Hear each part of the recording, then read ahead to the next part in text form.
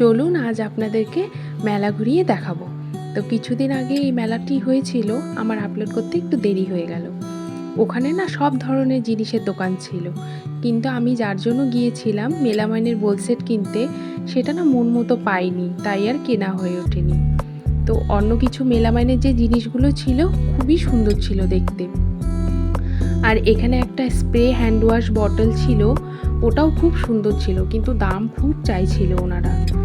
তো যাই হোক, এরপরে নেক্সট যে দোকানটায় গেলাম ওটাতে গিয়ে তো আমি অবাক, বলছে 20 টাকা করে সব জিনিস। তো সব জিনিস তো অতটা ভালো ছিল না কোয়ালিটি। তো তার মধ্যে এই দুটো ক্ল্যাচার আর একটা গার্ডার নিয়েছিলাম, খুবই সুন্দর হয়েছিল। আর তার উল্টো সাইডে ছিল আদিবাসী তেলের দোকান।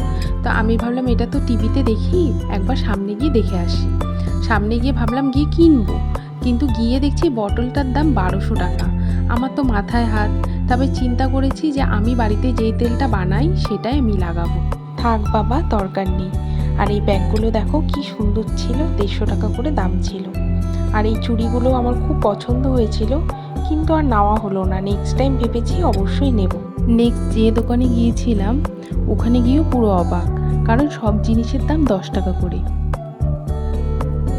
আর পাশে যে প্লাস্টিকের জিনিসগুলো ছিল এগুলো ছিল 15 টাকা করে। জিনিসগুলো দেখলাম, খুব ভালো লাগলো দেখতে, কিন্তু কিছুই কিনিনি, কারণ কোয়ালিটি একদমই বাজে ছিল। এগুলো আমরা ইউজ করতে পারবো না ভালোভাবে, তার জন্য আর নেওয়া হয়নি। আর পরের দোকানে এই বোল সেটগুলো খুব সুন্দর ছিল, আর ছোট্ট ছোট্ট কিউট কাপ ছিল, ওগুলো দেখতে ভালো লাগছিল, মনে হচ্ছিল সব কিছু কিনে নিই।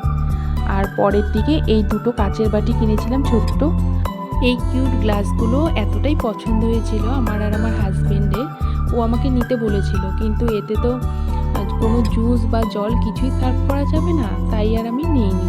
এতে জাস্ট চা খেলে ভালো লাগবে। আর এই হোয়াইট ট্রেগুলো দেখছো, এগুলো আমি কিনেছি, দুটো সার্ভিং ট্রে। এই মেশিনটার কথা কি বলবো, এই মেশিনটা দিয়ে হাত পা ঘাড় মাথা সব কিছু ম্যাসাজ করা যায়। এটা ইলেকট্রিক মেশিন, এক একটা মোড অন করে। আমাদের খুব পছন্দ হয়েছে, কিন্তু নেওয়া হয়নি। নেক্সট টাইম ভেবেছি নেব। আর মেলাতে গিয়ে কোনো কিছু কিনি চাই না কিনি, প্রত্যেকবার আচার নিতেই হবে আমাকে। তো এই দাদার দোকান থেকে আমি নিয়ে থাকি, এখান থেকে আমি চালতার আচার নেই প্রত্যেকবার, তো এবারও নিয়েছি।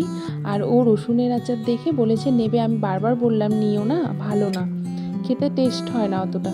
ও বললো অল্প করে নিয়ে খেয়ে দেখি। নিয়ে বাড়িতে এনে খেয়ে বলেছে আর কোনোদিনও কিনবেও না, খাবেও না, মানে এতটাই বাজে লেগেছে।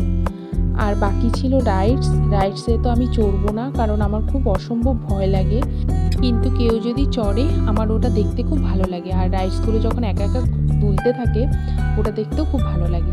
তো এই ছিল আমার পুরো মেলা ঘোরার ব্লগ। তোমাদের কেমন লাগলো অবশ্যই জানিও, ভালো লাগলে একটা লাইক কমেন্ট শেয়ার করে দিও। Thank you.